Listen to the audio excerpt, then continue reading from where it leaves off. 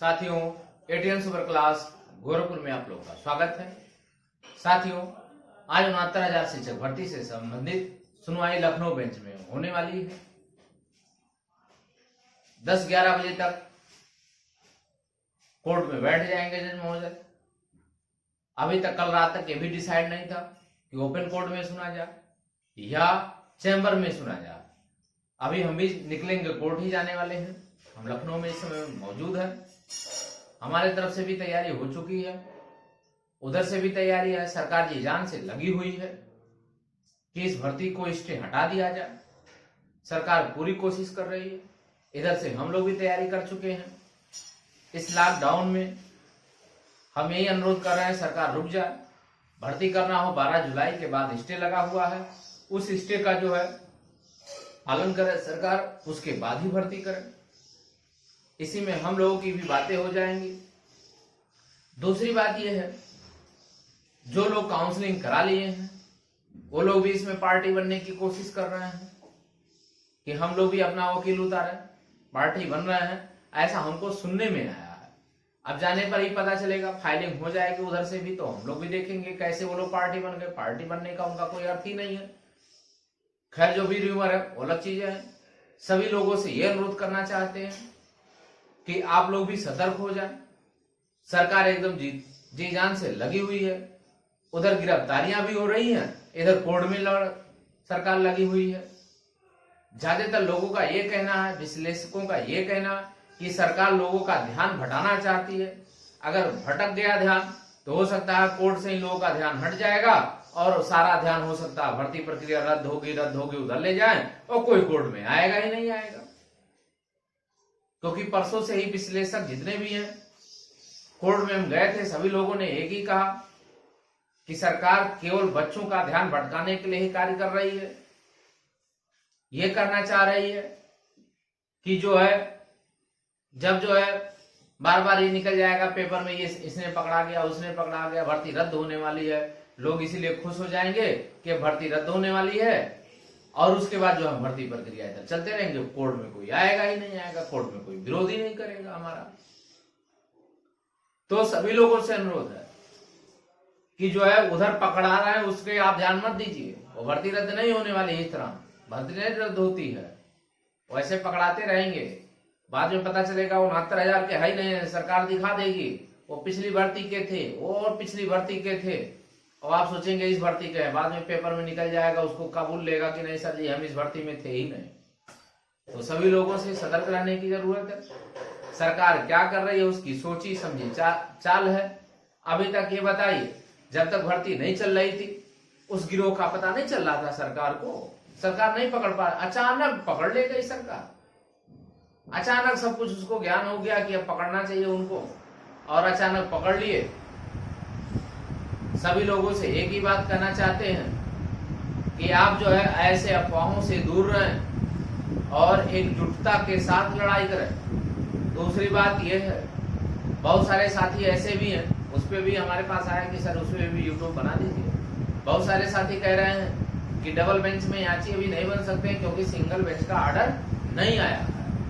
दूसरी बात ये उनको बता दें, ऐसा कुछ नहीं होता है। आज सुनवाई हो रही है, उसके बाद परमिशन डाला जाता है कि हम जो है फाइल यहाँ अब सुनवाना चाहते हैं, क्योंकि हो सकता है इसके बाद सुनवाई यही कंटिन्यू हो सकता है, डेट लग जाए तो क्या फाइल नहीं होगी, होगी।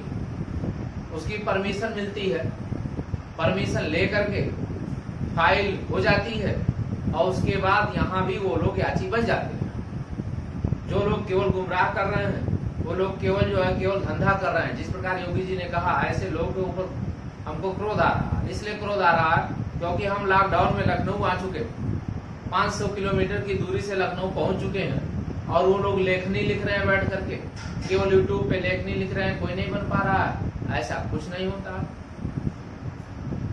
आप नहीं डबल बेंच में आज हम वकील नहीं उतारेंगे, विरोध नहीं सरकार का करेंगे तो सरकार जीत जाएगी। वकील को पैसा चाहिए, उससे हमारी मानवता से कोई लेना देना नहीं है, उसको सिर्फ अपना पैसा दिखता है। जब हम बात करने लगते हैं वकीलों से, सारे की बात है, कोई 9 है, कोई 10 है, कोई 8 है, विचारों में इतने अंतर आता है, बहुत ज्यादा अंतर नहीं आता है। आपका रिलेशन अलग है तो अलग मैटर है, वही निस्वार्थ लड़ ले, लेकिन एक ही विचार सबके अंदर आते हैं। आप गरीब हैं, उनका कथन है आपकी समस्या है, नौकरी आप पाएंगे, आप 1 रुपया हमको देंगे नहीं। हम आपका केस लड़ रहे हैं, जितना हमारा फीस है उतना दीजिए। बहुत से लोग कहते हैं सर हम गरीब हैं, वकील से उसका कोई लेना देना नहीं है, वकील का एक ही वक्तव्य है जब आप नौकरी पा जाएंगे तो हमको देने के लिए रुपया आएंगे नहीं, इसलिए जो मेरा फीस है उस फीस को आप पेड करिए, अन्यथा दूसरे वकील को आप कर सकते हैं, नहीं संकोच। सभी साथियों से एक ही है, यही सरकार भी कर रही है, सच्चाई को स्वीकार करिए, सरकार भी कर रही है। सरकार जो भी काम कर रही है सिर्फ अपने लोगों को बचा रही है। आप गरीब हैं, आप कैसे पढ़े हैं, आप पढ़ाई में कितना मेहनत किए हैं, उससे उसको कोई लेना देना नहीं है, उससे कोई मतलब नहीं है। उसको सिर्फ और इतना मतलब है कि कैसे अपने लोगों को जल्दी से जल्दी बेसिक शिक्षा में भेज दिया जाए, उसको नौकरी दिला दिया जाए।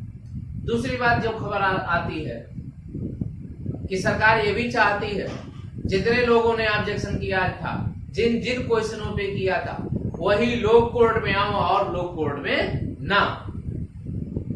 इसका ये उन्होंने नहीं कहा कि उन्हीं लोगों को नंबर देंगे, ऐसा कुछ नहीं। वो लोग सिर्फ कह रहे हैं कि केवल उन्हीं को कोर्ट में आने का अधिकार है जिन लोगों ने कंप्लेन किया था। इसका मतलब ये हो गया कि अगर उनकी संख्या कम हो गई तो वो लोग लड़ ही नहीं पाएंगे, क्योंकि वो जानती है अच्छी तरीके से जो हमको 500 रुपया उस समय पीएनपी पे नहीं दिया है वो आज यहाँ पर नहीं लड़ सकता। उनकी समूह कम है, उनकी संख्या कम है, वो टूट जाएंगे, खत्म हो जाएंगे। आज भी इस बात पे चर्चा होगी, इसी बात पे फाइलिंग हुई है। सरकार ये बार बार कह रही है कि वही लोग आवे। क्यों वही लोग आवे? क्योंकि उनकी संख्या कम हो जाएगी, कमजोर हो जाएंगे, टूट जाएंगे, हम भर्ती कर ले जाएंगे। जब हम लोगों का समूह आने लग गया, हम भी पीएनपी पे ऑब्जेक्शन नहीं किए थे, हम भी तो कोर्ट में आ गए, हमारी भी तो फाइल एक्सेप्ट हो गई। ऐसा केवल और केवल हुआ, इस पे आप गौर ना करें। जो भी आपको हमसे जुड़ा हुआ है उसको हम पर्सनल मैसेज भेजते हैं, पल पल की खबर भेजते हैं। जो हमसे एक बार जुड़ गया समझियो कि वो निश्चिंत हो जाए। जो हमको जैसे खबर पता चलती है हम आपको तुरंत शेयर करते हैं। और एक बात बता दें, जब हमने सारे लोगों को पहली फाइल का पूरा वीडियो हमने दे दिया कि आप पूरी फाइल देख लो, कैसे आपका फाइलिंग हुआ था, कैसे आपका हुआ था। डबल बेंच में आए हमारे वकील भी जाएंगे, सरकार का भयंकर विरोध करेंगे कि ये जब अभी तक स्टे हुआ है तो आपको डबल बेंच में किस आधार पे आ गए। सरकार ये बहाना बना रही है कि जो है सिंगल बेंच ने गलत तरीके से स्टे दे दिया, उसको स्टे देने का कोई अधिकार नहीं है। ये सरकार आज फाइल में बनाई हुई है, ये हमको पता चला है, वही बात हम आपको शेयर कर रहे हैं। तो सरकार 2-3 पॉइंटों पे लेकर के आई है, उसका जब ताबड़तोड़ विरोध होने वाला है, सभी लोग विरोध करेंगे। हमारे वकील खड़े हो रहे हैं, दूसरे के वकील भी आ रहे हैं। जो लोग लड़ना चाहते हैं वही वकील यहाँ आएंगे।